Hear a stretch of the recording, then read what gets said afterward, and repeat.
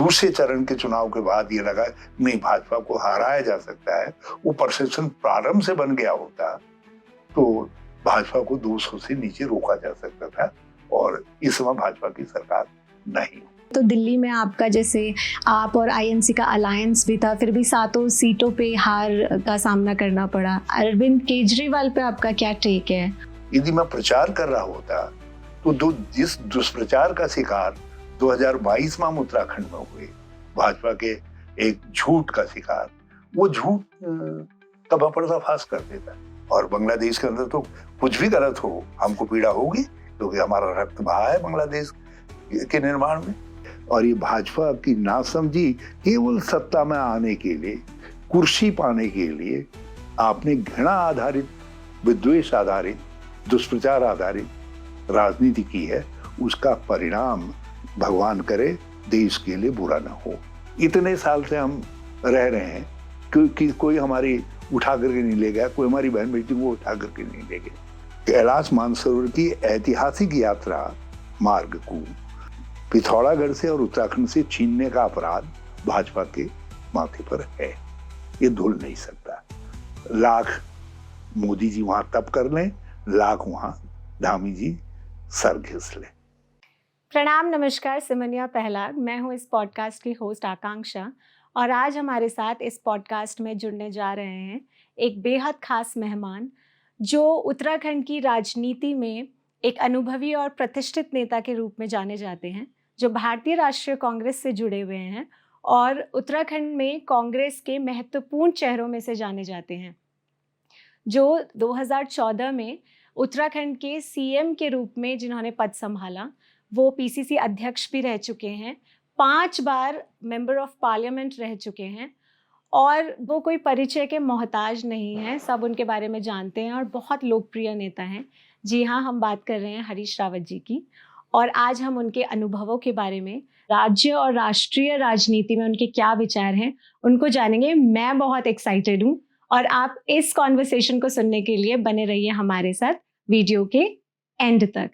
हरीश रावत जी का बहुत बहुत स्वागत है। कैसे हैं सर आप? ठीक हूँ, मैं ठीक हूँ। कुछ कैसा मौसम कैसा है आजकल देहरादून में? नवंबर का महीना आ चुका है और थोड़ा सा, लेकिन जितनी थोड़ी ठंड होनी चाहिए थी वो है नहीं जी। दिन में गर्मी है, शाम को थोड़ा सा लगता है कि हम किसी पहाड़ की अस्थाई से राजधानी में। जी जी जी। सबसे पहले मैं शुरुआत करना चाहूंगी इस सवाल से, जैसे राजनीतिक गलियारों में एक बड़ी चर्चा रहती है कि कांग्रेस ही कांग्रेस की दुश्मन है और कांग्रेस ही कांग्रेस को हराती है।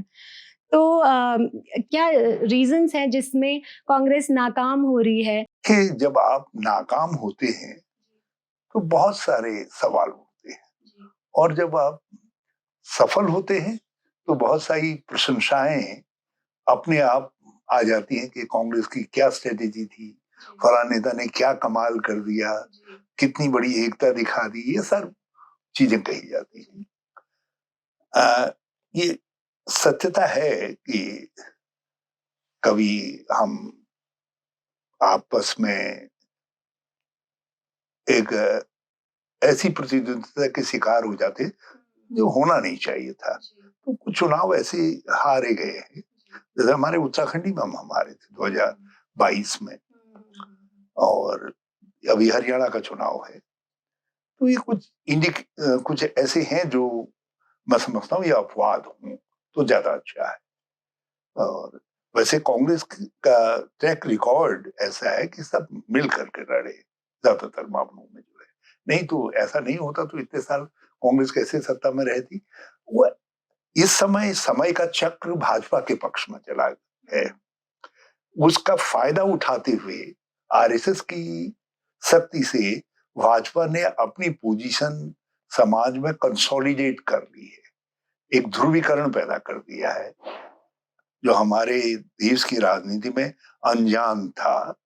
और उस ध्रुवीकरण के कारण जो है इस समय कांग्रेस हार जा रही है या कांग्रेस का गठबंधन हार जा रहा है और भाजपा जीत रही है। तो ये कोई काम की जीत या संगठनात्मक श्रेष्ठता की जीत नहीं है, ये जो एक सांप्रदायिक आधार पर ध्रुवीकरण करवाया गया है, ये उसकी जीत। तो क्या आप ध्रुवीकरण को ही इस चीज़ का एक रीज़न मानते हैं कि जैसे अभी 2024 के रिजल्ट्स आए थे और उसमें बीजेपी तो 240 में सिमटी, मेजॉरिटी नहीं ले पाई, कांग्रेस 52 से 99 पहुंची, काफ़ी सारी स्टेट्स ने अच्छा भी किया, जैसे हम यूपी की बात कर लें, अगर छत्तीसगढ़ की बात कर लें, लेकिन फिर से उत्तराखंड में, दिल्ली में और हिमाचल में बुरी तरीके से हार का सामना। जब हम बड़े उत्साह के साथ लड़ते हैं तो परिवर्तन आता है। इस बार लग रहा था कि परिवर्तन आ रहा है। कुछ तो ऐसा रहा कि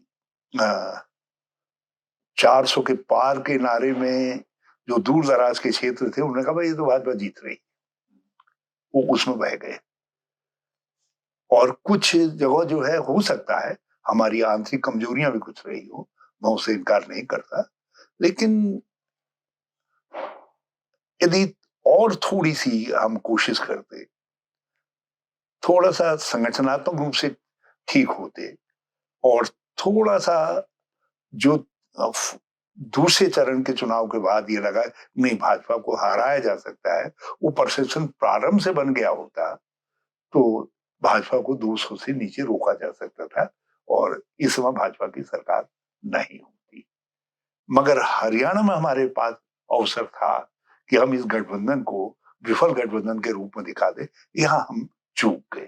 तो ये समीक्षण है, कहीं कहीं हो जा रहा वक्ती तौर पर कि हम वो जो जुमला बना दिया गया है कि कांग्रेस की दुश्मन है,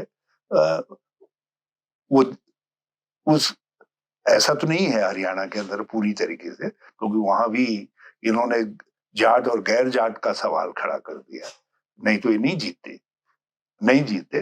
मगर थोड़ा सा इसका भी असर रहा कि कुछ जगह हमारे विद्रोही खड़े हो गए, तो उनकी वजह से, नहीं तो एक 8-10 सीटें तो ऐसी थी कि जिनमें हम जीत सकते थे, उसमें हमारे विद्रोहियों के वोट और कांग्रेस के वोट मिलाइए तो वो भाजपा से ज्यादा है। तो इसका अर्थ है कि हमारी इस कमी की वजह से, जिसकी तरफ आपने इशारा किया, हम हरियाणा में सरकार बनाने से रह गए। तो ऐसे 1-2 एक्सेप्शन हो सकते हैं, लेकिन इसको जर्नलाइज करना ठीक नहीं है। एक बार नेतृत्व जो तय कर देता है, सब लोग नेतृत्व के पीछे खड़े होते हैं। राहुल जी, खड़गे साहब, सोनिया जी जो तय कर दे, हम सब लोग उसके पीछे खड़े होते हैं। अगर हम दिल्ली की बात करें तो दिल्ली में आपका, जैसे आप और आईएनसी का अलायंस भी था, फिर भी 7 सीटों पे हार का सामना करना पड़ा। अरविंद केजरीवाल पे आपका क्या टेक है, और इस इलेक्शन में जो जीत नहीं दर्ज हो पाई उसमें क्या टेक है? दिल्ली में मुझे आश्चर्य है कि ऐसी स्थिति क्यों आई, या आनी नहीं चाहिए थी। कहीं कहीं पर हमारा समन्वय नहीं हो पाया पूरी तरीके से, या ढांचागत कमी रही। नहीं तो दिल्ली में भी लग रहा था कि परिवर्तन आ रहा है, परिवर्तन दस्तक देता प्रतीत हो रहा था। तो हमको तो एक बार ही लग रहा था कि दिल्ली में 7 में से हम 4 एक सीटें जीत सकते हैं, और बगल में हरियाणा में हुआ, हरियाणा में हम अच्छी सीटें जीते, पंजाब में अच्छी सीटें जीते, लेकिन दिल्ली के अंदर वो बात नहीं हो पाई, उत्तराखंड में नहीं हो पाई, हिमाचल में नहीं हो पाई। तो वैसे हम क्या कारण था उसकी गहराई में जा रहे हैं, उनका निदान किया जाएगा। कुछ ऐसा नहीं है कि सब इंटरनल कारण ही है, कुछ एक्सटर्नल कारण भी हैं, और कुछ कारण जो है ऐसा भी नहीं है कि सब, क्योंकि इस समय ध्रुवीकरण का तोड़ हमने निकाल दिया था सामाजिक न्याय। ध्रुवीकरण को जो भाजपा की रणनीति थी, उसका तोड़ श्री राहुल गांधी जी ने सामाजिक न्याय में निकाल दिया था। जी, सामाजिक न्याय की जहाँ पे हम बात करते हैं और इक्वालिटी की हम जहाँ पे बात करते हैं, तो अगर मोदी की गारंटी में सिर्फ एक वोट खींचने का वो तरीका है, तो उन्होंने जैसे यूसीसी वो लेके आए हैं, तो उसमें तो इक्वालिटी की बातें हैं। देखिए, यूसीसी एज सच हमारा कोई विरोध नहीं, लेकिन उसको लाने के तरीके पर विरोध है। यदि विरोध होता तो फिर संविधान का हिस्सा ही नहीं बन सकता था। संविधान में ये बहुत अच्छी बात बोली आपने। उनका जन्म भी नहीं हुआ था, लेकिन हमारा मानना ये है कि जो स्टेक होल्डर्स हैं, जिनको आप यूसीसी के अंदर कवर करना चाहते हैं, आप डायलॉग प्रारंभ करिए और वो रियल अर्थों में यूसीसी होना चाहिए। ऐसा नहीं होना चाहिए कि कुछ को छोड़ दिया। अब इस समय उत्तराखंड में यूसीसी, ये यूसीसी निरर्थक है। ये तो खाली एक ऐसा लिफाफा है, जो लिफाफे जिस लिफाफे के अंदर बाहर भी कुछ नहीं है, खाली एक एड्रेस लिखा है यूसीसी करके। तो ऐसे लिफाफे से क्या फायदा है? उत्तराखंड को उससे क्या होने जा रहा है? किसी वर्ग को कुछ नहीं होने जा रहा है। और वास्तविक अर्थों में उत्तराखंड के लिए भी यूसीसी नहीं है। आपने बहुत सारे वर्गों को उससे बाहर रखा हुआ है। तो इसलिए इस तरीके की एक्सरसाइज, जो पोलराइजेशन के काम में ध्रुवीकरण, आप सांप्रदायिक ध्रुवीकरण करना चाहते हैं, उसको बल देने के लिए यदि कर रहे हैं, तो आपका इंटेंशन फाउल है, आपका इरादा गलत है। और यदि आप वास्तविक अर्थों में देश के अंदर एक समान कानून नागरिक संहिता बनाना चाहते हैं, तो उसके लिए आप डायलॉग प्रारंभ करिए और सबको उसमें लीजिए। और यही तो अपेक्षा हमसे संविधान ने की है। उस अपेक्षा से आप भी बंधे हुए हैं, हम भी बंधे हुए हैं, तो उसको पूरा करें। इलेक्शंस में मैं एक चीज़ ज़रूर जोड़ना चाह रही थी कि 2022 की अगर हम बात करें तो आपको इंचार्ज बनाया गया था पंजाब और यहाँ पर उत्तराखंड में। और जब हार का सामना आप लोगों को करना पड़ा तो आपने शायद ये बयान दिया था कि अगर मुझे सिर्फ उत्तराखंड की जिम्मेदारी दी जाती तो हम सीटों पे बढ़त पा सकते थे। मैंने ये कहा था कि यदि मैं प्रारंभ से ही उत्तराखंड में आता तो बेहतर होता। या पंजाब में हमने एक मेजर ऑपरेशन किया था और अभी सारी चीजें ऑपरेशन टेबल पर थी, और उस समय मैं वहां से हट करके उत्तराखंड में आ गया, तो पंजाब भी सर्व नहीं हो पाया, मिसमैनेजमेंट हो गया कहीं, उत्तराखंड भी सर्व नहीं हो पाया। क्योंकि उत्तराखंड में जब आप आखिर में आते हैं और ये कहा जाता है कि आपके नेतृत्व में चुनाव लड़ा जाएगा, तो ये कंफ्यूजन रहा। बहुत सारे लोगों ने कहा नहीं, ऐसा नहीं है। और यहाँ तक कि जो पार्टी के प्रभारी थे, उन्होंने भी कहा नहीं, ये सामूहिक नेतृत्व है। तो दिल्ली से चला था मैं, मेरे नेतृत्व में चुनाव होगा, और यहाँ आते आते सामूहिक नेतृत्व में बदल गया। तो ये इस तरीके की बहुत सारी जो स्थितियां होती हैं, ये जब लास्ट और कुछ चीजें होती हैं तो उसमें होती है। तो ऐसा कुछ नहीं था कि बहुत, लेकिन अब हम यदि मोरी से चलते हैं तो मोरी से लेकर के लाश खानपुर तक हमने एक सीरीज में गलतियां की, और उन गलतियों में जो सिलेक्शन प्रोसेस थी, ये कहा जाता था तब ये जो सर्वे हुआ है, सर्वे में इनका है, और जो जीत सकने वाले लोग थे वो सर्वे में थे ही नहीं। तो अब ये सर्वे कहाँ से हुआ, किसने सर्वे करवाया, तो बहुत सारी बातें हैं, बहुत सारे सवाल हैं जो 2022 के अंदर जिनके कारण बने। और जो लोकल लीडरशिप थी, उस लीडरशिप को जोड़ा जाता है, उनके डिफरेंसेस कम किए जाते हैं। यहाँ कोशिश की गई कि वो डिफरेंसेस बढ़े, और उसके अलावा जो है मैं चाहता था कि मुझको चुनाव न लड़ाया जाए, मैं प्रचार करूं। यदि मैं प्रचार कर रहा होता तो जिस दुष्प्रचार का शिकार 2022 में हम उत्तराखंड में हुए, भाजपा के एक झूठ का शिकार, वो झूठ का मैं पर्दाफाश कर देता। लेकिन दिक्कत ये थी कि मैं रह गया अपने चुनाव में फंसा हुआ। मुझे 7-8 दिन बाद पता चला कि वो झूठ बड़े पैमाने पर प्रसारित कर दिया गया है। थोड़ा सा इस झूठ को इलैबोरेट कर देंगे अगर? भाजपा ने ये कहा कि कांग्रेस आएगी, तो कांग्रेस के नेता ने मुस्लिम यूनिवर्सिटी की मांग की। बिल्कुल, ये इसी मुद्दे पे बात जी। जब ये बात प्रेस कॉन्फ्रेंस में उठी, प्रेस कॉन्फ्रेंस को मैं एड्रेस कर रहा था घोषणा पत्र के बाद, तो मैंने कहा नहीं, कहीं कुछ नहीं।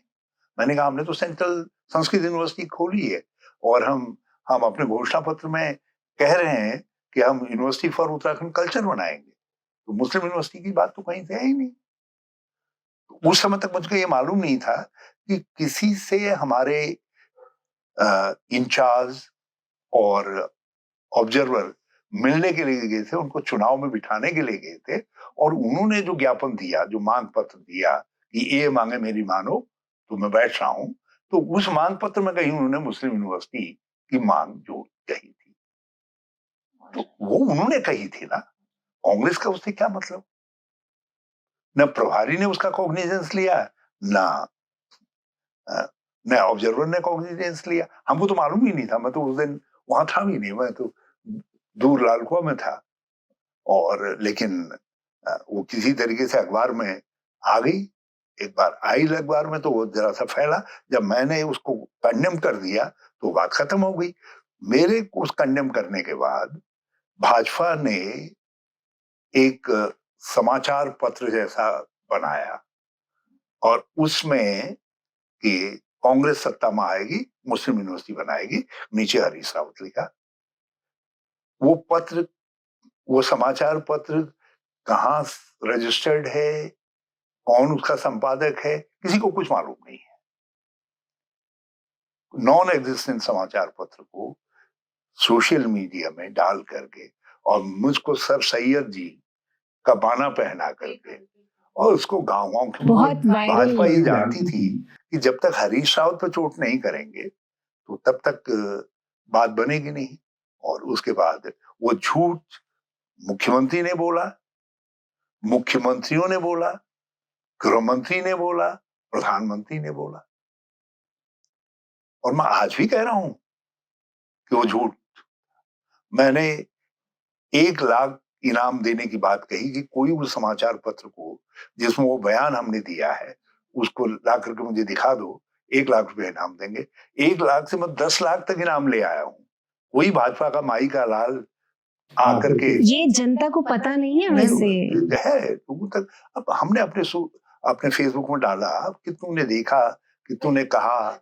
और कांग्रेस की एक बड़ी दिक्कत ये भी है कि कांग्रेस का आदमी देखता है, प्रचारित नहीं करता है उन चीजों को। अच्छा, लेकिन भाजपा के लिए हमने खुल करके कहा सार्वजनिक रूप से, और आज आपके उस पर भी कह रहा हूं, मंच पर भी, कि हमने उनको कहा कि मुख्यमंत्री ने झूठ बोला, आपके नेतागणों ने झूठ बोला, तो किसी के ऊपर झूठ बोला कहना जो है अपराध है। तो मेरे ऊपर मुकदमा क्यों नहीं कर रही भाजपा? इसलिए मुकदमा नहीं कर रही है कि मुकदमा करेंगे तो ये बात सामने आ जाएगी कि भाजपा ने वास्तव में झूठ बोला था। मुस्लिम यूनिवर्सिटी की बात हरीश रावत के साथ जोड़ना बिल्कुल निहायत झूठ था, ये साबित हो जाएगा। इसलिए भाजपा, मैं कह रहा हूं तुम झूठे हो, तुम्हारा मुख्यमंत्री झूठा है, प्रधानमंत्री की तरफ उंगली कर रहा हूं, गृह मंत्री की तरफ उंगली कर रहा हूं, लेकिन उसके बावजूद भी भाजपा का जमीन जग ही नहीं रहा है, हिम्मत है ही नहीं आए। मैं तो अब भी कह रहा हूं, मैंने तो कहा उनसे कि तुम कोई ऐसा बयान दिखा दो, मैं सार्वजनिक जीवन छोड़ दूंगा, राजनीति छोड़ दूंगा और माफी मांगूंगा। क्योंकि किसी मुसलमान भाई ने मुझसे कभी मुस्लिम यूनिवर्सिटी की बात कही नहीं, मुझसे नहीं, किसी से नहीं गई। लोग जानते हैं, इतिहास है, अलीगढ़ मुस्लिम यूनिवर्सिटी, बनारस हिंदू यूनिवर्सिटी। संविधान को एडॉप्ट करने के बाद धार्मिक आधार पर यूनिवर्सिटीज नहीं बनी, तो ये सरकार ने नहीं बनाई है। तो इसलिए हरीश रावत इतना अशिक्षित नहीं है जितना अशिक्षित और कुत्सित और षड्यंत्रकारी और झूठ से भरा हुआ, फरेब से भरा हुआ भाजपाइयों का दिमाग है। तो ये भाजपाइयों के झूठ फरेब से भरे हुए दिमाग की उपज है मुस्लिम यूनिवर्सिटी जो है, और उसमें उत्तराखंड के लोग भी बह रहे हैं। अलीगढ़ यूनिवर्सिटी और जब बीएचयू की हम बात करते हैं तो एक बड़ा हश हश टॉपिक है आजकल सेक्युलरिज्म का, जिसको काफ़ी हद तक नकारा जाता है। प्रस्तावना में भी सेक्युलर वर्ड है, इसमें आपका क्या टेक है? सीधी सी बात है, हम एक सेकुलर नेशन है। हमारी देश की आजादी की लड़ाई साझी लड़ाई, वो किसी एक धर्म के, जैसे कहीं क्रिश्चियनिटी में जागरण आया, क्रिश्चियनिटी आगे बढ़ी, कुछ क्षेत्रों के अंदर बौद्धिस्टों ने जागृति की, वहां राजनीतिक परिवर्तन आए, कहीं मुस्लिमों ने जागृति की, वहां परिवर्तन आए। लेकिन हमारे देश के अंदर सबने मिलजुल के, हिंदू मुसलमान सिख ईसाई सबने मिल करके जागृति आई, और उसमें क्रिश्चियन भी सम्मिलित थे। हमारी जो संस्थापक अध्यक्ष थी एनी बेसेंट, वो खुद ही क्रिश्चियन थी, लेडी थी। डगलस ह्यूम जो है इस हमारे क्रिश्चियन थे, लेकिन एक अंग्रेज थे। मगर एक साझी लड़ाई थी, तो इसलिए हम एक सेकुलर माइंड, किसी हम धर्म का आदर करते हैं, धर्म पारायण देश है, लेकिन धर्मांध देश नहीं है। सब धर्मों को बराबर आदर देते हैं, समान वो रखते हैं, सत्ता की नजर में, न्याय की नजर में सभी धर्म बराबर है। और देखिए, आज हम पर बांग्लादेश में हिंदुओं पर जबरदस्त चोट हो रही है, जबरदस्त चोट हो रही है। क्यों हो रही? इसलिए क्योंकि बांग्लादेश के अंदर जो सेकुलर गवर्नमेंट थी, जो वहां का सेकुलर कॉन्स्टिट्यूशन था, जो धर्मनिरपेक्ष संविधान था बांग्लादेश का, जो शेख मुजीबुर रहमान का दिया हुआ था, वो, और उसके तहत जो सरकार बनी हुई थी, उस सरकार को हटा दिया गया। और आज वहां जमाते इस्लामी जैसी कट्टरपंथी ताकतें आ गया, धर्मांधता वहां छा गई। तो उस धर्मांधता का शिकार आज बांग्लादेश में हमारा हिंदू हो रहा है। हमको दर्द हो रहा है, हमें पीड़ा है, और स्वाभाविक है, पीड़ा होनी चाहिए। और बांग्लादेश के अंदर तो कुछ भी गलत हो, हमको पीड़ा होगी, क्योंकि हमारा रक्त बहा है बांग्लादेश के निर्माण में। लेकिन क्योंकि वहां धर्मनिरपेक्षता थी, तो बांग्लादेश में शांति थी, तरक्की थी, और हमारा भी कल्याण हो रहा था। यही हमारे बगल में जो है पाकिस्तान और अफगानिस्तान में धर्मांधता है, कट्टरता है, और इसलिए आज वहां अशांति है, वहां आतंकवाद है, और वो आतंकवाद हमारे वहां भी इंपोर्ट हो जा रहा है। वो वहां हमारे वहां एक्सपोर्ट कर दे रहे हैं उस आतंकवाद को, जो है। तो ये जो स्थिति है, हमने देखा है कि secular constitution, secular government India के लिए, दुनिया के लिए ज्यादा मुफीद है। और आज आप देख रही हैं कि इंग्लैंड के अंदर कोई कल्पना कर सकता था कि एक हिंदू प्रधानमंत्री होगा? और अब एक कदम आगे बढ़ करके उसी पार्टी ने अपनी लीडर चुनी है, एक अश्वेत महिला, जबकि लिबरल पार्टी को जो है पहले गोरों की पार्टी कहा जाता था। तो दुनिया बदल रही है, दुनिया उस रास्ते पर जा रही है जिस रास्ते पर हम चले थे, जिस रास्ते पर हमारे बुजुर्गों ने हमारा संविधान बनाया था। दुनिया उस रास्ते को एडॉप्ट कर रही है। हमने अपार्थाइड की बात कही, हमने कहा कि रंगभेद समाप्त होना चाहिए, हम उसके लीडर हैं। मार्टिन लूथर किंग से लेकर के नेल्सन मंडेला तक सबने भारत को अपना आदर्श माना, लेकिन भारत अपने आदर्श को केवल भाजपा के कुत्सित विचारों के कारण छोड़ रहा है। और हम किन किन किनके किन किन से डरे हुए हैं? जो हमारे अपने थे। कल तक तीन पीढ़ी पहले तक कई मुसलमान परिवार ऐसे हैं जिनके 3 पीढ़ी 4 पीढ़ी पहले हिंदू थे। 99% जो मुसलमान यहाँ हैं, उनका डीएनए हिंदू है। हमको उनसे डराया जा रहा है। जिन लोगों ने पाकिस्तान जाने से इनकार कर दिया, आज वो हमारे देश के सम्भ्रांत नागरिक हैं। हमको उनके साथ जीना मरना है, हमको उनके साथ आगे बढ़ना है, उनके साथ एक महान भारत बनाना है। और यदि हम घृणा पर आधारित रहेंगे, विद्वेष पर आधारित रहेंगे, तो आगे नहीं बढ़ पाएंगे, शांति नहीं हो पाएगी। हमें शांति की जरूरत है, इसलिए धार्मिक विद्वेष नहीं होना चाहिए। और भाजपा धार्मिक विद्वेष फैला रही है, और मुझे तो ताज्जुब होता, हम राम के वंशज हैं, हम कृष्ण के वंशज हैं। हम हमारे वंश में महाराणा प्रताप पैदा हुए, वीर शिवाजी पैदा हुए, इसमें पृथ्वीराज चौहान पैदा हुए, एक से एक वीर पुरुष पैदा हुए। अनादिकाल कई लोग आए, आक्रमण किया, सनातन धर्म के ऊपर आए, मगर कोई हमको नहीं डरा सका। इसीलिए तो सनातन धर्म चला आया है अभी तक, जो है कोई नहीं डरा सका, कोई नहीं दबा सका। लेकिन हिंदुओं को डरा रहे हैं, मुसलमानों का नाम लेकर के डरा रही है। भाजपा और आरएसएस घर घर गांव गांव घुस करके लोगों के अंदर ये डर पैदा कर रही है। और मुझे डर इस बात का है कि इस मानसिकता के साथ हिंदू जो महान था है, वो अपनी जगह पर स्थापित नहीं रह पाएगा।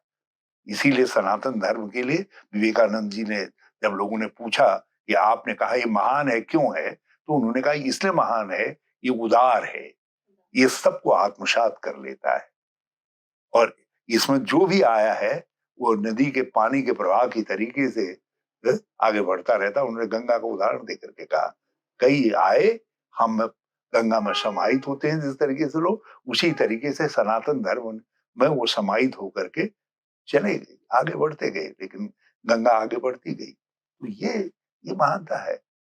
सर, यहाँ पे मैं एक चीज़ ऐड करना चाहूँगी, जैसे हिंदू राष्ट्र बनाने की बात करते हैं और बहुत मुस्लिमों के खिलाफ जो अभी चल रहा है, एक मोर्चा उठाया हुआ है, तो इसमें जैसे अभी हम अगर लव जिहाद की बात कर लें या ऐसे भी हम कुछ केसेस देखते हैं तो ज़्यादातर उसमें मुसलमान ही शामिल होते हैं।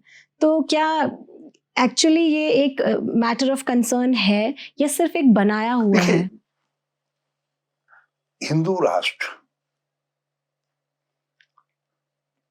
लोकतंत्र के अंदर व्यवस्था कौन संचालित करता है? बहुमत। और यहां ये बहुमत है। हिंदू यहां बहुमत में रहेंगे अगले 2000, 200, 22,000, 50,000 लाख साल तक रहेंगे बहुमत। तो यदि लोकतंत्र रहेगा तो हिंदू बहुमत में रहेंगे और वो सत्ता में होंगे, नंबर 1। दूसरा, यदि धर्म के आधार पर आज महान होते, सुरक्षित होते, तो फिर ये मिडिल ईस्ट में इतना झगड़ा ही नहीं होता। दजला फरात की नदी, इराक और ईरान या दूसरे ये मुल्क बर्बाद नहीं होते, आपस में लड़ते नहीं, सब किस हालत में है। यदि इस्लामिक ने एक धर्म के आधार पर देश महान होता तो पाकिस्तान के 2 टुकड़े नहीं होते, अभी और टुकड़े होने को तैयार है पाकिस्तान।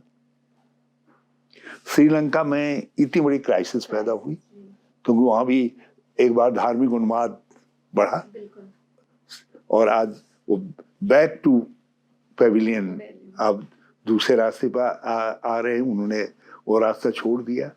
यदि धर्म गारंटी होता इस बात की, तो यूरोप में जब तक केवल ईसाई थे तब तक यूरोप कबायलियों की तरीके से लड़ते थे। आप सारा दुनिया के झगड़ों का इतिहास तो यूरोप का इतिहास है। लेकिन जब उदारता आई उनमें, जब उन्होंने दूसरों को अपनाना शुरू किया, तो आज यूरोप में शांति है और तरक्की है।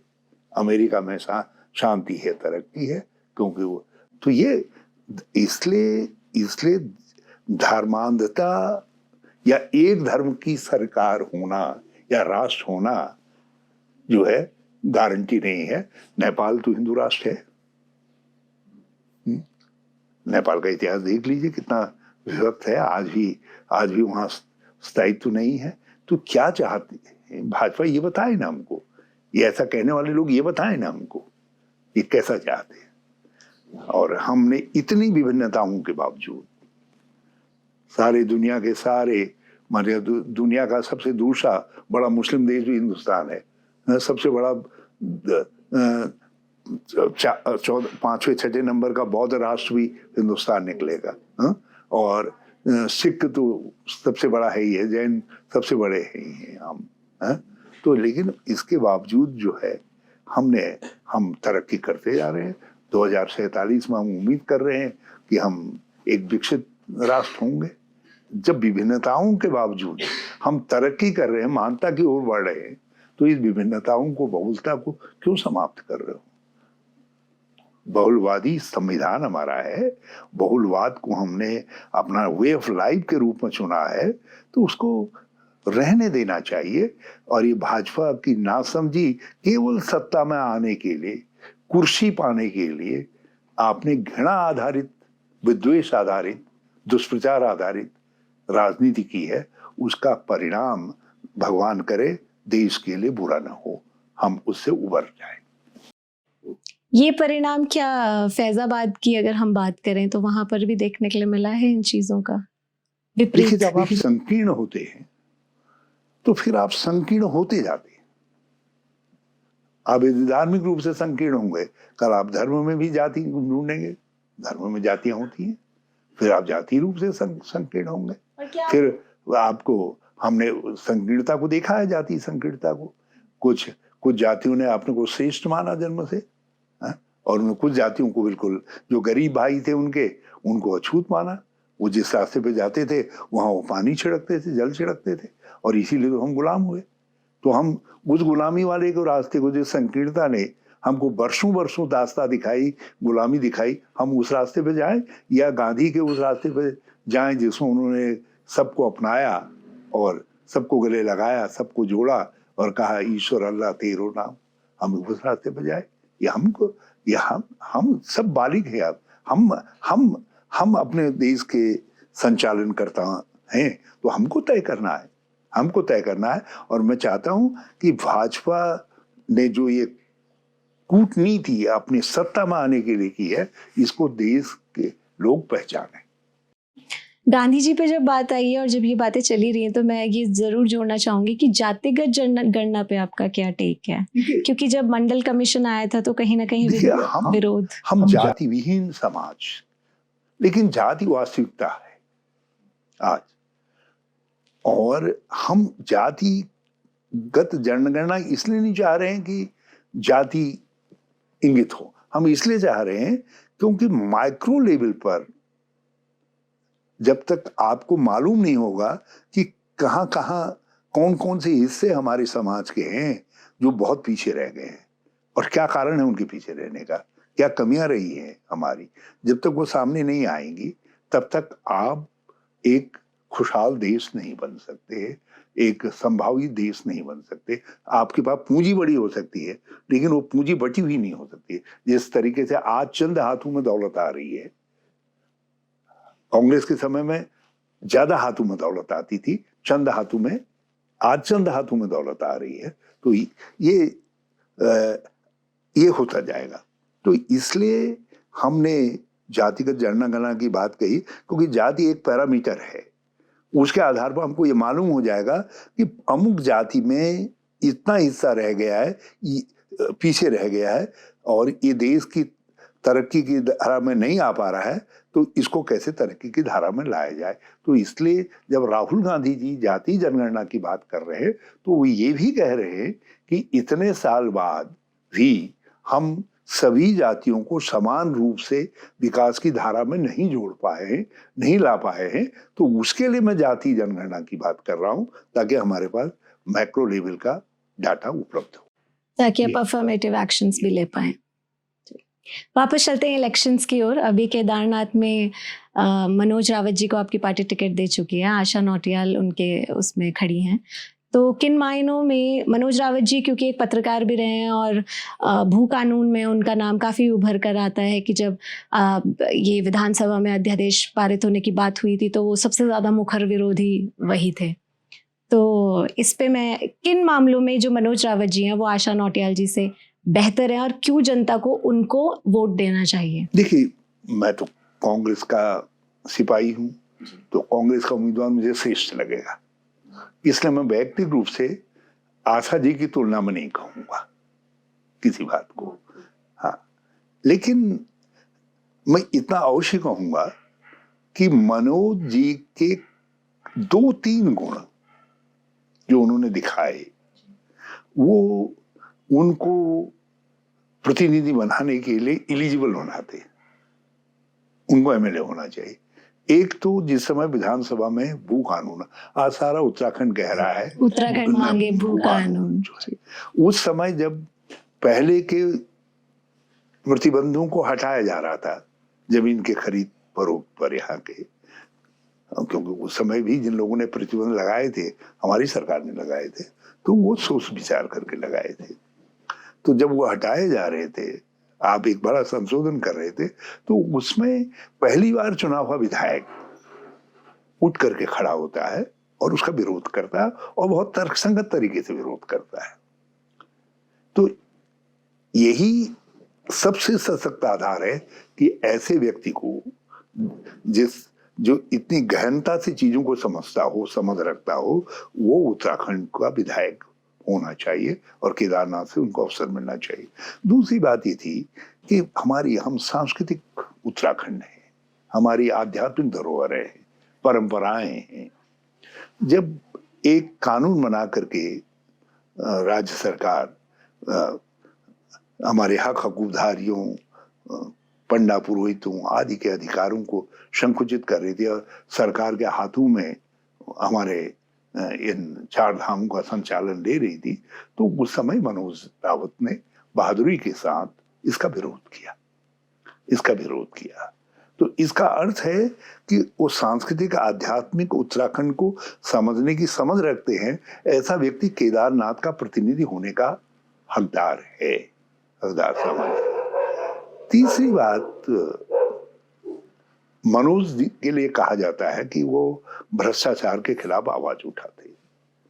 जब वो पत्रकार भी थे तो उन्होंने तहलका आदि के साथ जुड़ करके बहुत सारे ऐसे मुद्दों को उठाया था और ऐसी बातों को उठाते रहे हैं, कहते रहे। आज भी हम देख रहे हैं कि उन्होंने कुछ जगह जो है जमीनों के नाम पर जो बड़े घोटाले हो रहे हैं उनका पर्दाफाश करने की कोशिश की है। तो हमको ऐसे खोजी तरीके के सोच रखने वाले विधायक चाहिए जो लोग जो है निर्भीकता के साथ इन बातों को कह सके। तो मैं इसलिए मनोज रावत में एक उत्तराखंडी और केदारखंडी, उत्तराखंडियत और केदारखंडियत दोनों का अक्ष देखता हूं, उसके लायक उनको समझता हूं। इसलिए मैं चाहता हूं कि मनोज जीते।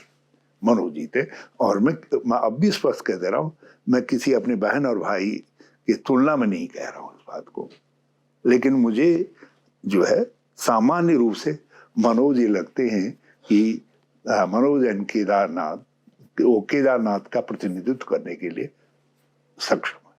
और क्या लगता है कि जीत दर्ज कर पाएंगे? क्या लगता है जीत दर्ज कर पाएंगे? मुझे पूरा विश्वास है जीतेंगे। वैसे तो भाजपा बेईमान है, लेकिन हम संकल्पबद्ध हैं कि हम लड़ेंगे और इनको बेईमानी करने से रोकेंगे। इनकी धन शक्ति को हम लोगों ने बद्रीनाथ में नहीं चलने दिया, कि मंगलौर में नहीं चलने दिया। मंगलौर में तो ये धन पशु ही ले आए थे, पूरा जो है उसको हमने बांध दिया। तो यहाँ भी इनकी धन पशुता को बांधेंगे, हम करेंगे। और कांग्रेस एकजुट होकर के लड़ रही है, मुझे बेहद खुशी है। हमारा जो चतुर्भुज नेतृत्व है राज्य का, श्री करण मेहरा, यशपाल आर्या, प्रीतम सिंह, गणेश गोदियाल, ये चारों लोग मोर्चा संभाल रहे हैं, वहां जीत रहे। और इनके साथ और दूसरे भी पंक्ति में हमारे लोग खड़े हो रहे हैं, सब लोग जो है। तो हाँ, देखिए एक बात मैं वैसे बता रहा हूं, भाजपा के लोगों को आप खड़ा करके देख लीजिए, उनके मंत्रियों को भी देख लीजिए, हमारे भूतपूर्व मंत्रियों को देख लीजिए, तो आपको ये लगेगा कि यार ये मंत्रिमंडल भारी है कांग्रेस का जो बाहर बैठा हुआ है। आप नेतागणों को हमारे देख लीजिए तो आपको लगेगा नहीं उत्तराखंड के को रिप्रेजेंट करने की ताकत या उत्तराखंड की सरकार चलाने की क्षमता रखने वाले लोग इधर बैठे हुए हैं। लेकिन फिर भी जगह क्यों नहीं बना पा रहे हैं अपनी? कहाँ वो कमी रह जा रही है? कमी सीधे उत्तराखंड के वालों के दिमाग को उन्होंने भ्रमित कर दिया है, डरा दिया है, भय पैदा कर दिया है। तो आप बदल पाएंगे? भयभीत और भ्रमित लोग जो है भाजपा को चुन रहे हैं। इस समय लोगों को लोग काल्पनिक डर, एक काल्पनिक डर इतने साल से हम रह रहे हैं कि कोई हमारी उठा करके नहीं ले गया, कोई हमारी बहन बेटी को उठा करके नहीं ले गया। ये तथाकथित जो लैंड जिहाद, लव जिहाद, थूक जिहाद, अरे दूषित प्रवृत्ति के लोगों को थूकने वाला जो कानूनन अपराधी है, कोई मुसलमान भी थूका हुआ खाएगा, लेकिन आप जिहाद कह देते, आप उसके साथ मुसलमान को जोड़ देते। आप ये भूल जा रहे हैं कि किसी तांत्रिकी के कहने पे किया होगा, किसी महिला ने जो किसी के घर में काम करती थी, हिंदू महिला ने, और हिंदू परिवार के, वो कई महीनों से वो पेशाब में गुदा हुआ आटा खिला रहे, रोटी खिला रही थी। हाँ, और अब ऐसी मनोरेग भी तो बहुत जगह हो सकते हैं, वो हिंदू भी हो सकते हैं, मुसलमान भी हो सकते हैं। उसके लिए जिहाद मुख्यमंत्री कह रहे हैं, कोई शब्द वो नहीं आता।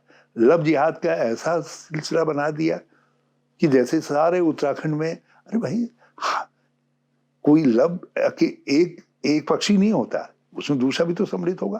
तुम हमारी बेटियों की, हमारी बहनों की क्या छवि बना रहे हो? इन्होंने देश के अंदर हमारी छवि बिगाड़ी है इस तरीके की बात करके।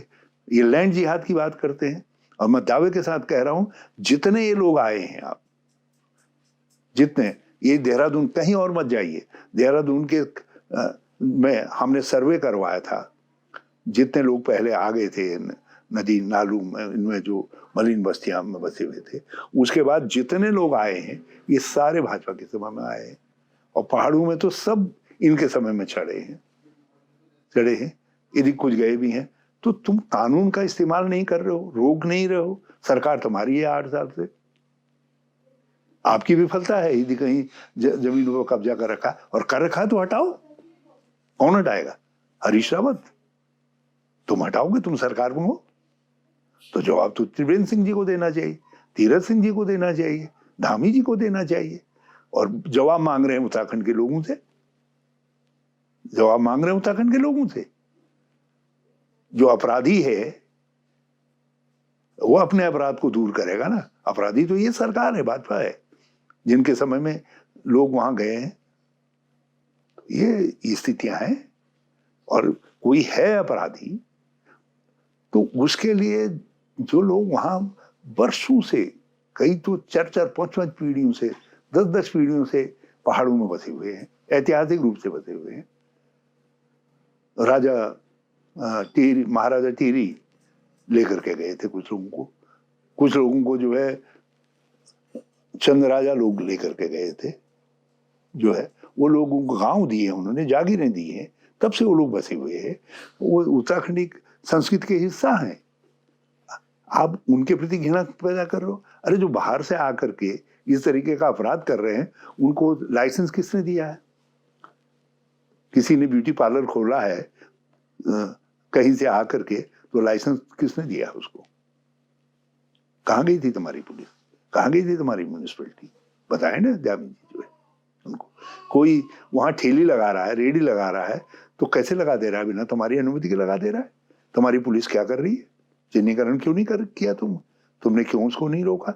यदि वो कहीं इस तरीके की घटना में लिप्त है, कोई और दूसरे कारणों से वहां व्यवसाय कर रहा है, बाहर का व्यक्ति आकर के, तो तुम्हारी सारी इंटेलिजेंस क्या कर रही है कि तुम उस पर नजर नहीं रख पा रहे हो? तो आप अपनी विफलता के लिए सारे मुसलमानों को कटघरे में खड़ा करें और उत्तराखंड का सौहार्द बिगाड़ने की कोशिश करें, ये तो ठीक नहीं है। लेकिन ये जानबूझ करके कर रहे हैं। जो मैं कह रहा हूं यही वो जानते हैं इस तथ्य को, लेकिन वो ऐसा चाहते हैं। वो चाहते हैं कि कोई कहीं 1-2 लड़कियों को भगा करके ले जाएं, उसके आधार पर जो है वो एक माहौल बना सके, माहौल बिगाड़ सके। वो चाहते हैं कहीं इस तरीके की छेड़छाड़ की घटना हो। हमने 1-2 जगह छेड़छाड़ की घटना हुई, हमने कहा भाई इनको बंद करो फौरन, कानून क्या कर रहा है हमारा, इन पर कड़ी कार्रवाई करो। तो यदि तो ये चाहते हैं ऐसा हो ताकि भाजपा को ईंधन मिलता रहे। उनका खाना ही मुसलमान है। यदि मुसलमान न हो आज तो भाजपा जो है चुईया की तरीके से है, और जिस समय तक मुसलमान है तब तक वो शेर की तरीके से दिखाई दे रहे हैं, तो मुसलमान के आधार पर उनकी राजनीति होगी। तो मैंने एक राजनीतिक दल दुनिया के अंदर, ये भारतीय जनता पार्टी पहला राजनीतिक दल है जो एक धर्म विशेष को आधार बना करके राजनीति कर रही है, जिनके पास कोई आर्थिक सोच नहीं है, कोई सामाजिक सोच नहीं है, कोई सांस्कृतिक सोच नहीं है, कोई उत्तराखंडियत के लिए सोच नहीं है, कोई विकास की सोच नहीं है, कोई रोजगार की सोच नहीं है। तो ये केवल एक धर्म को वो बना करके, और जो आज मैं सावधान कर रहा हूं लोगों को, जो आज धर्म के आधार पर राजनीति कर रहे हैं, वो जाति के आधार पर भी राजनीति शुरू करेंगे कल। यदि उनको कल लगेगा कि हम अब धर्म का शगुफा नहीं चल पा रहा है, तो जाति के आधार पर करेंगे, जैसा उन्होंने हरियाणा में किया, और अभी सुना मैंने महाराष्ट्र में भी कुछ उसी तरीके की कोशिश कर रहे हैं। तो ये है, दिस ये रियलिटी है भारतीय जनता पार्टी। जी, जैसे आप हरीश रावत जी का अगर हम नाम लेते हैं तो मास लीडर के रूप में आप बहुत ज़्यादा प्रसिद्ध हैं। चाहे हम कुमाऊं की बात करें, गढ़वाल की बात करें, अपने जौनसार क्षेत्र की बात करें, तो आपकी लोकप्रियता बहुत ज़्यादा है और ऐसा मास लीडर शायद हम अभी तक देख भी नहीं पाए हैं। तो आप राजनीति का इतना प्रसिद्ध चेहरा है, फिर भी आप पे लगातार आरोप प्रत्यारोप लगते रहे हैं कि कांग्रेस के नेताओं को एकजुट करने में आपने जीत मतलब नहीं, कुछ कमी रही होगी। और कहीं ना कहीं जो आपको हरदा की उपाधि दी जाती थी, संज्ञा दी जाती थी, अब हारदा में वो कहीं ना कहीं तब्दील हो गई है। तो इस पे आपका क्या टेक है? कुछ कमियां तो रही होंगी, कुछ तो रही होंगी मजबूरियां, कोई यूं ही बेवफा नहीं होता। कुछ तो कमजोरियां रही होंगी। हमारे कांग्रेस के साथियों के साथ भी कुछ कमजोरियां नहीं होंगी। मैं नहीं कहता कि यूं ही, नहीं तो हमारे सब साथी थे, सहयोगी थे, कोई तो कारण रहा होगा। लेकिन जो भी कारण रहा हो, मैं इतना जानता हूं कि हमारे पास सक्षम लोगों की पंक्ति है। तो हरीश रावत को छोड़ो, आप सब एकजुट होकर के जीत लाओ। कोई आवश्यक है कि जीत में हरीश रावत आगे खड़ा रहे? मैं इसलिए आप सबसे पीछे खड़ा हूं कांग्रेस के अंदर, और मैं कह रहा हूं जो आगे आना चाहते हो आगे आओ। और आपका फुल सपोर्ट है? मेरा फुल सपोर्ट है। और वैसे ही जो है, मैं उत्तराखंड के लोगों से भी कहना चाहता हूं कि यदि आपका भला हो रहा है, आप शकून से हैं, आपकी तरक्की हो रही है, आप जैसा उत्तराखंड बनाना चाहते हैं वैसा उत्तराखंड बन रहा है, तो मेरी बात को जो है मत सुनिए। और यदि वैसा नहीं हो रहा है और आप समझ रहे हैं कि जिद इस समय उत्तराखंड की दिशा भ्रमित हो गई है, सारा उत्तराखंड खाली हो गया है, और जब रोगी नहीं रहेंगे तो संस्कृति कहां से रहेगी? एक पूरा जनसंघ की एक ऐसा असंतुलन पैदा हो गया है। एक जगह गठरी जैसी बन गई है, और एक जगह जो है बिल्कुल खाली खाली सा मन हो गया है। विकास का एक ऐसा मॉडल बन गया है कि लोगों को विकास जोड़ता है, तरक्की करता है, लाता है लोगों को, और हमारा विकास लोगों को भगा दे रहा है।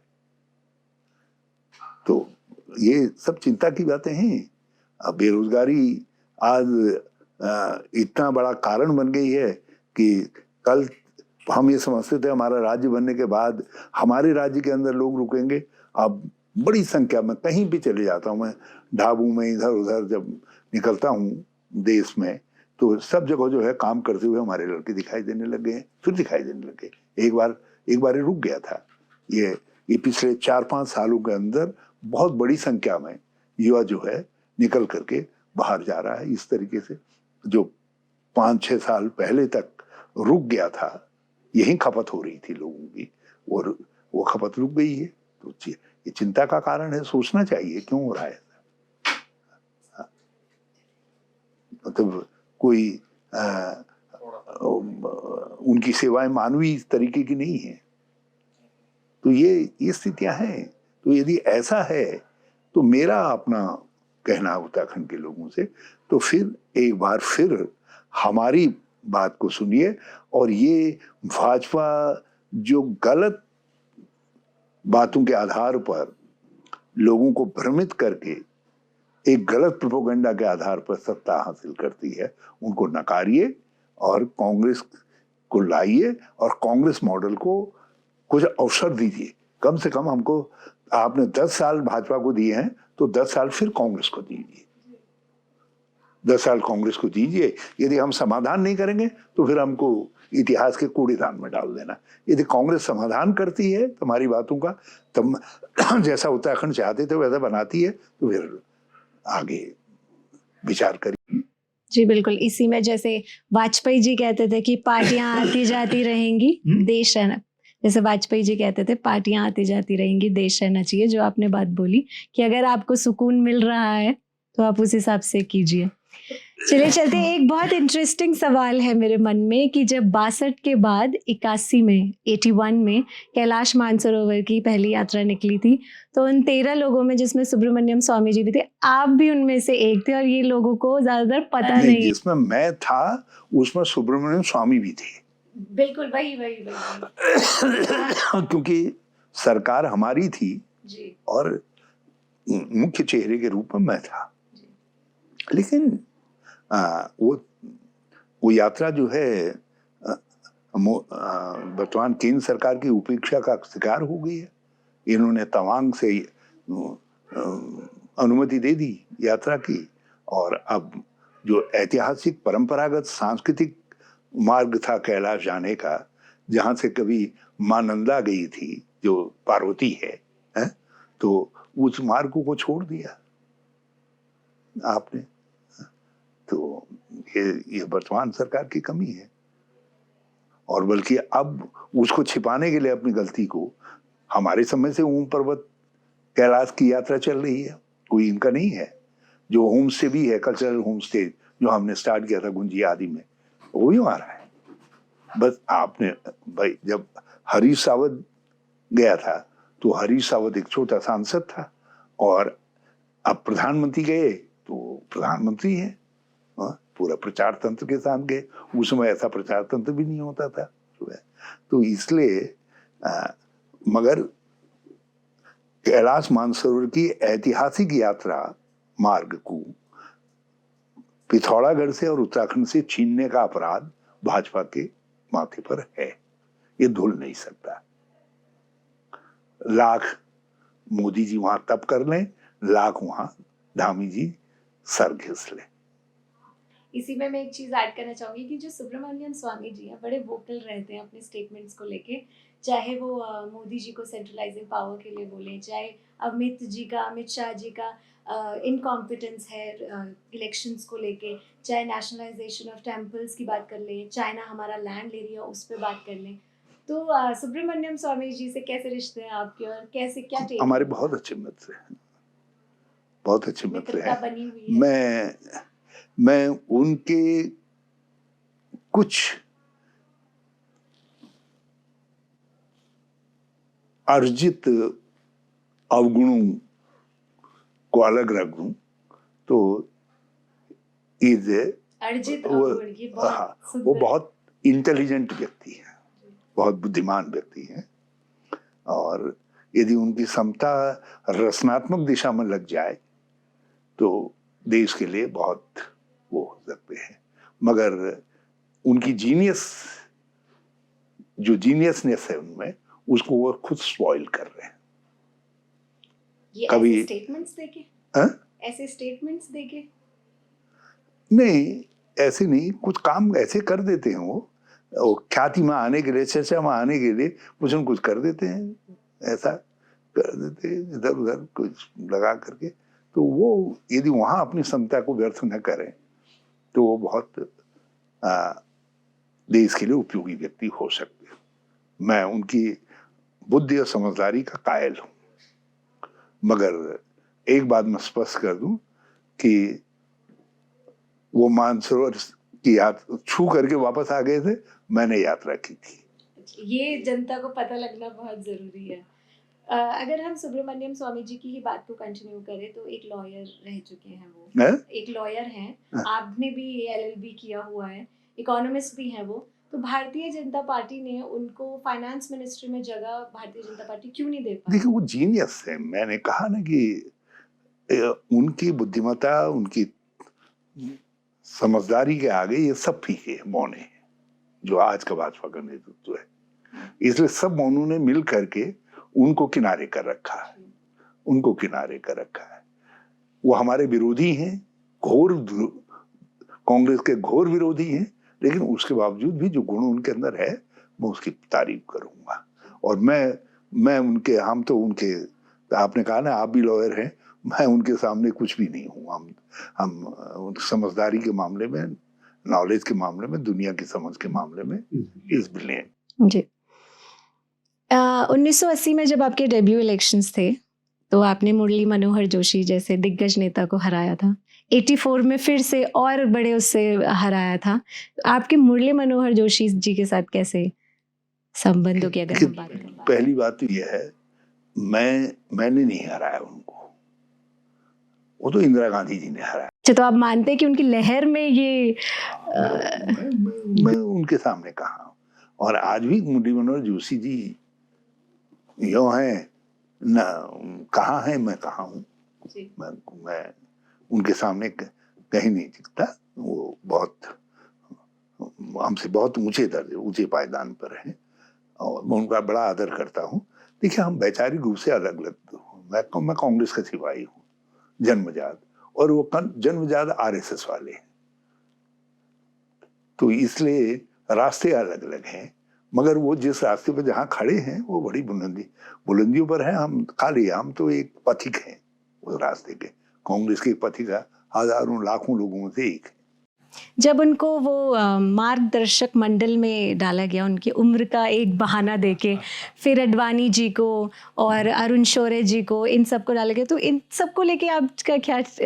हाँ, वो 75 साल का क्राइटेरिया अमित शाह जी गिन रहे हैं यार, ये इधर भी लागू तो क्या मोदी जी भी जाएंगे अब, या उनको जाना चाहिए था?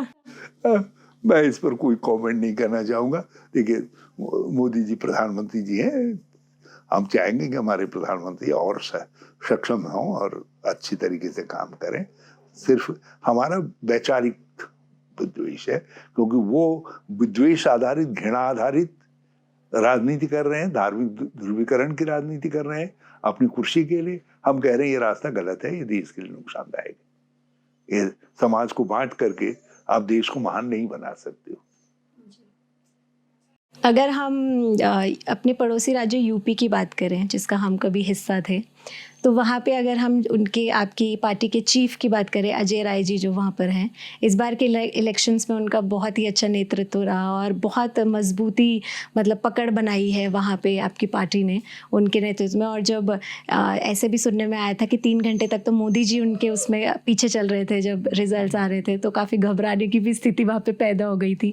तो अगर हम उत्तराखंड की बात करें, करण महाराज जी की जब बात हम करते हैं, और कहीं ना कहीं उनको आपके साथ परिवारवाद को के जोड़ा जाता है, तो मैं ये जानने की कोशिश कर रही हूँ कि करण महाराज जी कुछ कमियां हैं इस तरफ, या हमें अजय राय जी से कुछ चीजें अडेप्ट कर लेनी चाहिए? नहीं, अजय बहुत अच्छा कर रहे हैं जी। बहुत डिफिकल्ट एरिया में काम कर रहे हैं, तो हम सब उनकी सफलता की कामना करते हैं। और करण भी लगनशील व्यक्ति हैं, निरंतर चल रहे हैं, कर रहे हैं। और मैंने उनसे कहा है, जब तक चलते रहोगे तब तक मजबूत होते रहोगे। एक दूसरी सीख भी मैंने उनको दी थी, लेकिन वो सीख मैं आपसे शेयर नहीं कर सकता। हम चाहेंगे लेकिन आप शेयर करें। लेकिन यदि उस सीख का पालन करेंगे तो उनके सामने बहुत लंबा अच्छा भविष्य है, वो एक अच्छे नेता हो सकते हैं, कांग्रेस के लिए लंबे समय में एक अच्छी एसेट हो सकती है। करण महाराज जी की अगर हम बात करें, इसी उस पे अगर हम ये बात करें कि कांग्रेस में क्या ऐसा मैकेनिज्म होना चाहिए कि जो युवा पीढ़ी है इस समय और जो डायनास्ट नहीं है बेसिकली, अगर वो कांग्रेस में आना चाहें और जुड़ के काम करना चाहें, क्योंकि इस समय तो कांग्रेस में खालीपन की स्थिति मुझे ज़्यादा अरे जितने हैं जो जो आ सकते हैं आओ, बुलाना चाहिए, निमंत्रण करना चाहिए। बल्कि कहीं कुछ ऐसे लोग हैं जो घर बैठे हुए हैं, मुझको बता देना, मैं जाऊंगा, मैं लेकर के आऊंगा। ये एक ऑन रिकॉर्ड जा रहा है, आप बोल रहे हाँ, हैं। मैं ऑन रिकॉर्ड ही कह रहा हूँ इस बार, बिल्कुल। ऑन रिकॉर्ड ही कह रहा हूँ। हम तो सबको, एक व्यक्ति कह रहे थे कि मेरा रावतू में 36 का आंकड़ा होता है, तो मैंने माला पहना करके 63 कर दिया, मैंने उनको माला पहना दी। तो ऐसा कुछ नहीं है, हम तो सबका स्वागत है। इस समय हमको भाजपा को पलटना है, कांग्रेस को 27 में सत्ता में लाना है। इसलिए मेरे लिए हर व्यक्ति, करण मेहरा से लेकर के प्रत्येक व्यक्ति श्रेष्ठ है। मैं उसको अपना नेता मानने के लिए तैयार हूं और मानता हूं, जो 2027 में कांग्रेस को जिताने के लिए काम कर रहा है। और इससे चाहे वो नगर पालिका में किसी वार्ड को जिताने में मदद कर रहा है, या चाहे कोई जो है किसी पार्लियामेंट के चुनाव में जिताने में मदद कर रहा है, मैं उन सब की वंदना करता हूँ। 2016 में जब आपके कुछ नेता बागी हो गए थे और उसके बाद काफ़ी फ्लोर पर फिर आपने जब दोबारा से ट्रस्ट जीता, आप दोबारा सत्ता पे आए, तो प्रणब मुखर्जी का क्या रोल इसमें है और आपको लगता है वो ना होते तो आपकी सरकार? देखिए, प्रणब मुखर्जी ये एक महान व्यक्ति है, और मैं दिवंगत है, मैं नहीं कहना चाहूंगा, लेकिन राष्ट्रपति शासन लगाने के निर्णय को शायद उन्होंने भी पसंद नहीं किया होगा, शायद, क्योंकि उनको अपना निर्णय वापस लेना पड़ा, जो इतिहास में केवल एक बार बिहार के मामले में हुआ है, जो कभी नहीं हुआ। दूसरी बार उत्तराखंड के मामले में हुआ है। और सच मानो तो मैं तो बहुत छोटा आदमी था, एक छोटे आदमी को मुख्यमंत्री पद से या आगे की संभावना से हटाने के लिए भाजपा ने उस समय बहुत सारे ऐसे कदम उठाए जिसमें नए इतिहास बन गए। मतलब कोई व्यक्ति बिना शपथ लिए 3 बार मुख्यमंत्री न हटता है, फिर मुख्यमंत्री बनता है। देश के इतिहास में मैं पहला मुख्यमंत्री हूं जो राष्ट्रपति शासन के बाद फिर से मुख्यमंत्री जी चलाई, जो है। मोदी जी को पहली राजनीतिक हार झेलनी पड़ी, जो उस समय तक कहीं कोई राजनीतिक हार उनकी हुई नहीं थी। कोर्ट ने जो निर्णय दिया दल बदलू को लेकर के, वो एक अपने आप में अभूतपूर्व निर्णय है, जिसमें उन्होंने कहा ये पापी क्या क्या कुछ उनको नहीं कहा गया, जो है ये कहा गया। ये सब चीजें ऐसी हैं। और ये भी एक इतिहास है कि हमारे बजट से घबरा करके पूरी केंद्र सरकार ने गवर्नर को माध्यम बना करके 5 महीने तक हमारा पारित बजट गड़बड़ा दिया। देश के इतिहास में किसी विधानसभा ने एक बार पारित जनरल बजट को, सामान्य बजट को दूसरी बार पारित नहीं किया। हमको दूसरी बार पारित करवाना पड़ा, विधानसभा आउट करके पारित करवाना पड़ा। लेकिन उस क्रम में जो 5 महीने गड़बड़ाए, उससे उस बजट के जरिए जो हम दिशा बदलना चाहते थे पूरी उत्तराखंड के, उसकी वो चीजें लागू धरती पर नहीं उतर पाई, नहीं आ पाई, देर होगी तब तक। केवल बजट का हिस्सा रही, आधी से ज्यादा योजनाएं तो खाली बजट का हिस्सा रही, क्रियान्वित नहीं हो पाई, तो नुकसान राज्य को हुआ ना, हमको। तो ये है, देखिए उस समय जिस रास्ते पर हम लेकर के जा रहे थे, वो रास्ता यदि रहा होता, यदि 3 साल भी और रहा होता, आज जिन समस्याओं से उत्तराखंड जूझ रहा है, जो अब ऐसा लग रहा है कि उत्तराखंड के लिए वो पेरिनियल प्रॉब्लम बन करके रह गई है, बनती जा रही है धीरे धीरे, जो है वो समस्याएं नहीं होती। जैसे पलायन का है, हमने बहुत मेजर कंसर्न की थी, जो पलायन को रोकती। कोई पलायन ऐसा एक मंत्र नहीं है कि तुमने छू कहा और एक चीज खड़ी कर दी उससे पलायन रुक जाएगा।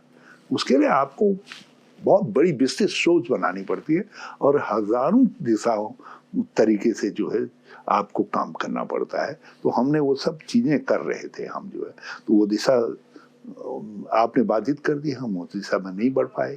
और जो गैरसैंण या राजधानी आज भी वो है, हमने तो साफ कह दिया था। हम 2000 जिस तरीके से चल रहे थे, हमने विधानसभा सचिवालय बना रहे थे, वहाँ 500 आवासीय भवन बना रहे थे, भराड़ीसैंण में टाउनशिप बना रहे थे। तो जो यदि हमने वो सब काम 2020 तक हम पूरे कर देते, तो आज ये जो उत्तराखंड के सामने एक बड़ा निश्चय है वो नहीं होता। अब राज्य तो छोटा बना दिया, तहसीलें में बना करके गया, मैं जिले भी छोटे बनाना चाहता था ताकि जो है हम अपने तरीके के विकास के मॉडल हो सके। लेकिन अब कुछ जिले बहुत ही अनविल्डी, जैसे पौड़ी है, अल्मोड़ा है, दूसरे अब कुछ जिले जो है छोटे हैं, बड़ा अच्छा कर रहे हैं। जैसे रुद्रप्रयाग अच्छा कर रहा है, चंपावत अच्छा कर रहा है, बागेश्वर अच्छा कर रहा है, उत्तरकाशी अच्छा कर रहा है, छोटे जिले अच्छा कर रहे हैं। लेकिन आज देखिए उत्तराखंड के अंदर जो विकास संबंधी असंतुलन है, आप उसकी रेखा को देखिए कहाँ से चल रही है। ये मैदाबंद से ऐसे निकल करके एकेश्वर, ये सब क्षेत्रों से होते हुए, शल्ट होते हुए, बेता, ये सब होते हुए इधर, और इधर की तरफ जो है ये टिहरी के निचले लोअर टिहरी के एरिया से निकल करके ऐसे जा रही है। और ये सारा एरिया जो है अब जो है यूं है, कुछ एरिया यहाँ तक कि हमारे जो सीमा से लगे हुए एरिया है वो भी अच्छा कर रहे हैं, मगर ये एरिया जो है अच्छा नहीं कर पा रहे, ये अच्छा नहीं कर पा रहे। तो ये इसके कारण यही है कि आपने इस जो प्रशासनिक इकाइयां हैं वो अनविल्डी हो गई हैं, वो दूसरों के साथ कॉम्पिटिटिव नहीं हो पा रही है। हमने कहा था, हम तो 9 जिलों का प्रस्ताव बना करके गए थे, तो वो बहुत आवश्यक था, उसको हम कर रहे थे उसमें। तो बहुत सारी चीजें जो है जो उत्तराखंड के सामने आज चुनौती के रूप में दिखाई दे रही है, वो चुनौती नहीं होती। अब आज इनके गले गले पसीने आ रहे हैं राष्ट्रीय गेम करवाने में, और ये तब आ रहे हैं, एक नया स्टेडियम नहीं बनाया उन्होंने हमारे जाने के बाद, एक नया कोई स्पोर्ट्स फैसिलिटी खड़ी नहीं की, सारी हमने खड़ी। लेकिन डबल इंजन, ट्रिपल इंजन हम 2018 में कर दे रहे थे राष्ट्रीय गेम। हम तो राष्ट्रीय गेम के बाद जो है आज और किसी ऊंची उड़ान की तरफ देख रहे होते, लेकिन ये अभी राष्ट्रीय गेम में उलझे हुए हैं। तो ये सब चीजें हैं। तो इन्होंने 2016 का आपने जिक्र किया, तो इसलिए मेरा ये है कि उस समय जिन लोगों ने अपने स्वार्थ के लिए, देखिए जिस व्यक्ति को मुख्यमंत्री बनाया कांग्रेस ने, क्या योग्यता थी उनकी, कांग्रेस के लिए क्या कंट्रीब्यूशन था? उनके पिताजी का भी कोई कंट्रीब्यूशन नहीं था कांग्रेस के लिए। वो बड़े हो सकते हैं और उनके प्रशंसक हो सकते हैं अलग माने में, लेकिन कांग्रेस के लिए उनका कुछ नहीं था। कांग्रेस की नजर में, कांग्रेस के लिए उन्होंने कांग्रेस को कमजोर करने का काम किया था, लेकिन उनके परिवार को कांग्रेस ने लिया, स्थापित किया, यूपी भी दिया, उत्तराखंड भी दिया, और आप फेल हो गए। कोई मुझको इसलिए नहीं बनाया गया मुख्यमंत्री कि मैं कोई पहली चॉइस था। पहली चॉइस तो जो है वही व्यक्ति थे कांग्रेस की। मुझको तो जब वो फेल हो गए और पूरे देश के अंदर बड़ी असहज स्थिति होगी, केदारधाम का अपना महत्व है और 7,000 से ज्यादा लोग मर गए, बड़े सवाल उठने लगे नेशनल इंटरनेशनल प्रेस में। तो उस समय, बल्कि मैं तो जिस समय यहाँ मुख्यमंत्री बन करके आया, मैं तो केंद्र की राजनीति में रम गया था।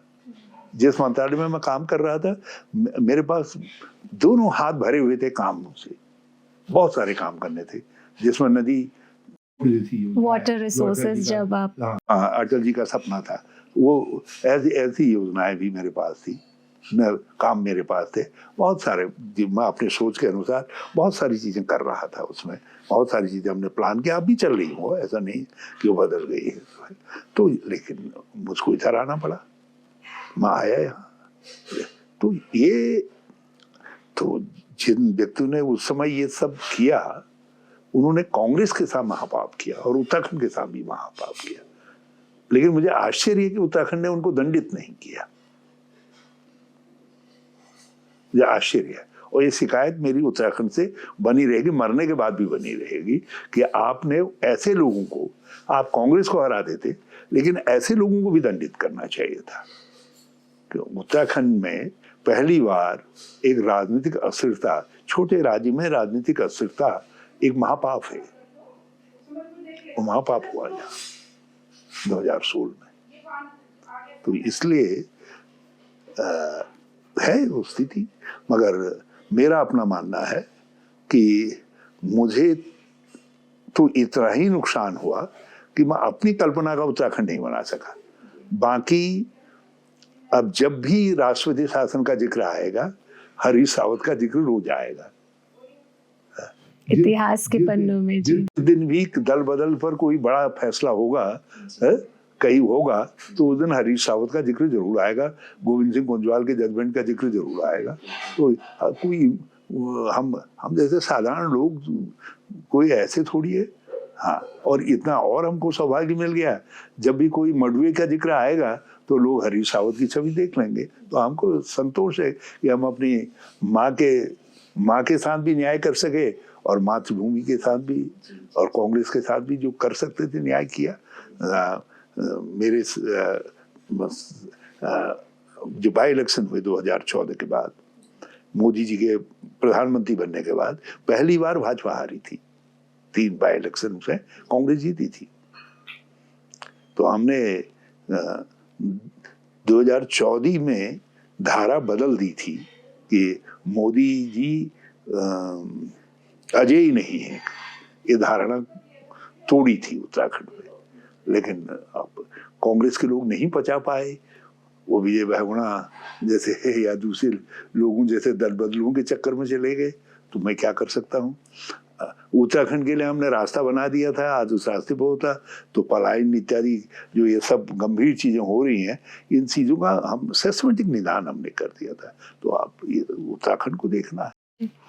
पॉलिटिक्स में एक चीज़ ज़रूर चलती है कि there are no permanent friends and no permanent foes, there are only permanent interest. तो अगर हम इसकी बात करें और इसी को आगे बढ़ाते हुए, क्या हरीश रावत जी हरक सिंह रावत जी को माफ़ नहीं कर पाए हैं? देखिए, मैं तो मेरी तरफ मैं माफ और न माफ का सवाल नहीं। 2016 एक स्पष्ट लिखा हुआ है कि इन लोगों ने कांग्रेस की सरकार को गिराया, और आज कांग्रेस विपक्ष में है तो बिकॉज 2016 में कांग्रेस को इन्होंने गिराया। आप नहीं तो उतनी बड़ी टूट के बाद भी कांग्रेस को 35%, 34% वोट मिले। इसका मतलब है उत्तराखंड के लोग कांग्रेस को लाना चाहते थे। यदि इतनी बड़ी टूट नहीं होती तो जो है हम जीत सकते थे, जीतते। तो ये कांग्रेस आज सत्ता से बाहर है तो 2016 के इन लोगों के इस कुकृति की वजह से है। तो कहीं न कहीं फिर कांग्रेस में हमने हरक सिंह जी को लेने के विषय में अपना विरोध तब बंद किया, और गणेश गोदियाल साक्षी हैं। जब गणेश गोदियाल जी ने कहा कि मेरी उनसे बात हो गई है, वो कह रहे हैं कि एक जीत के लिए मैं कांग्रेस की काम करूंगा और तब तक कोई पद नहीं मांगूंगा, तब तक कोई पद नहीं मांगूंगा। तो लेकिन अभी गणेश गोदियाल जी बताएंगे कि उन्होंने किसी जीत के लिए काम किया है नहीं किया। तो मैंने अभी हरक सिंह जी से कहा, मैंने कहा एक जीत के लिए काम करो। मतलब थोड़े बहुत गिले शिकवे हैं अभी। और हमने इसीलिए 36 को 63 में बदल दिया अपनी तरफ से। हमने कहा भाई ये है, हमारी तरफ से 36 नहीं है, 63 है, और यदि तुम कर सकते हो तो करो। अब ये उनको दिखाना है। जब भी वो समझे कि ये टेस्टिंग टाइम है, करें, कांग्रेस को सत्ता में लाएं। फिर जैसा आपने कहा वैसे भी मैं किसी को अपना दुश्मन नहीं मानता। मेरा अपना मानना है कि राजनीति लोकतंत्र में दुश्मन शब्द का कोई स्थान नहीं। आप प्रतिद्वंदी हो सकते हैं, विरोधी हो सकते हैं, लेकिन आप दुश्मन नहीं हो सकते। जी, अगर हम ईवीएम की बात करें, इलेक्शन कमीशन की बात, इलेक्शन प्रोसेस की अगर हम बात करें, तो कांग्रेस के लिए एक बड़ी बात कही जाती है कि जब वो जीतते हैं तो they are okay with it, नहीं जीतते हैं तो। देखिए, मैं आपसे एक सवाल पूछना चाहता हूँ, क्या तकनीक को टेम्पर किया जा सकता है, नहीं किया जा सकता? किया जा सकता है। कोई टेक्निक फुल प्रूफ है आज? लूप होल्स हैं जरूर। जब आप यहां से बैठ करके लैंडर को चंद्रमा में आदेश दे सकते हैं, उसको सही या गलत कर सकते हैं। जब आप इजराइल देख रहे हैं, इजराइल ने लेबनान में चिप्स पेजर अटैक, जी पेजर्स में विस्फोट कर दिए, और आज हम सब डरे हुए हैं कि हमारे जितने मोबाइल सब ये चीन के हैं। पता नहीं चीन के पास सब कुछ ऐसा तो नहीं, हमारी रसोई से लेकर के बेडरूम तक का सारा हिसाब किताब चीन के पास जा रहा है? हम सब डरे हुए हैं। और किसी दिन चीन ने कहा मैं कर देता हूं विस्फोट, तो पता चला हम सब लोग कांप रहे हैं। तो जब तकनीक इतनी सक्षम है, तो क्या मशीन पर भरोसा किया जा सकता है? लेकिन आपकी सीट्स भी तो आती हैं। एक बात है, हम अकेले नहीं हैं। जिन्होंने इस मशीन को, इस पद्धति को इजाद किया, उन्होंने सबसे पहले छोड़ा इसको। हम ही लाए थे, हमारे समय में मशीन आई थी। हाँ, हाँ, लेकिन हमारा मानना है कि यदि गलत हाथों में पड़ जाए तो इसका दुरुपयोग हो सकता है। इसलिए मैं ईवीएम पर, मैं ये खुचर एक चुनाव हारे जीते, हम उसमें ईवीएम की बात नहीं करते। हम सैद्धांतिक रूप से ईवीएम के उपयोग के विरोध में, क्योंकि ये तकनीक है, इसका दुरुपयोग किया जा सकता है। अगर हम बात करें सोनिया जी की या प्रियंका जी की या राहुल गांधी जी की, तो इनमें से ज्यादा एक्सेसिबल कौन है? क्योंकि आपके तो सभी से रिश्ते हैं, आपकी पहुंच, लेकिन कहीं ना कहीं कहा जाता है कि राहुल जी समय नहीं देते, नेताओं की बड़ी शिकायत रहती है। ऐसा कुछ नहीं, लेकिन राहुल जी से बल्कि हमारी शिकायत ये है कि वो अपना समय बहुत दे देते हैं। मान लिया मुझसे बात करेंगे तो पूरी नहीं, अगर आप तो लेकिन हम चाहते हैं कि वो जरा सा राशनिंग करें, ताकि ज्यादा से ज्यादा लोग उनसे मिल सके। अब वो मुश्किल ये है कि एक अनार 100 बीमार, तो आप उस सोनू तक अनार के दाने नहीं पहुंच पाते। अब राहुल जी, तो इसलिए शिकायत की बात आती होगी। अतः he is the most accessible person. To sum it up, मेरा लास्ट क्वेश्चन आपसे यही रहेगा कि 2027 के चुनाव पे सबकी नजरें हैं इस टाइम पे। अगर आपकी पार्टी सरकार बनाती है तो क्या हम एक बार फिर से हरीश रावत जी को एज अ चीफ मिनिस्टर देख पाएंगे? मैं कांग्रेस का चीफ मिनिस्टर देखने का तलबगार हूं। वो कोई हो, अब कोई हो, कांग्रेस का चीफ मिनिस्टर हो, बदलाव आना चाहिए। क्योंकि उत्तराखंड को भारतीय जनता पार्टी कुछ ऐसी चीजें दे रही है, कुछ ऐसा हो रहा है यहां, जिससे उत्तराखंड का प्रशासन तंत्र बिल्कुल ध्वस्त हो रहा है। जितनी प्रणालियां खड़ी की थी वो सब ध्वस्त हो रही हैं, और उत्तराखंड के लिए ये बहुत बड़ा अशुभ हो रहा है। इसलिए मैं चाहता हूं कि कांग्रेस का कोई मुख्यमंत्री आ जाए, हरीश रावत को मारो झाड़ू। जी, तो क्या रणनीति रहेगी आपकी 2027 के लिए, और जनता के लिए क्या मैसेज आएगा? कांग्रेस सत्ता में आए, मैं एक जीत चाहता हूं, और उसके बाद फिर यदि मुझसे कहेंगे लोग अपनी लखुटिया कामरिया लेकर के कहीं और जाओ, तो मैं पकड़ करके उधर चला जाऊंगा। और बाकी हम कर्म करने वाले लोग हैं। कर्मण्येवाधिकार अस्ति मां फलेषु कदाचन दे कर्म फल हेतुर्भूर्मा संगो अस्ति कर्मणि। हम तो वह है, लेकिन इतना जरूर है, न दैन्यम न पलायनम। हार करके मैदान छोड़ने वाला मैं नहीं हूं। मर करके तो सभी जाते। तब तक परिवर्तन नहीं आता, तब तक लड़ूंगा।